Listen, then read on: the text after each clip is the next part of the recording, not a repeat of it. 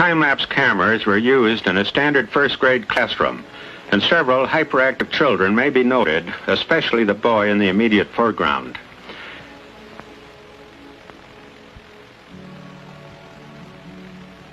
"90 days after, the regular cool white fluorescent tubes were replaced with the new type full-spectrum fluorescent tubes with radiation shields, there was a marked improvement noted, and the extremely hyperactive boy has voluntarily moved up to the front row.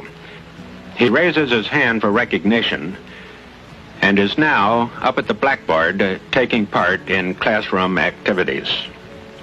Prior to the time that this new lighting was installed, this particular boy had an extreme learning disability problem, but quickly learned to read within 90 days after the new lights were installed.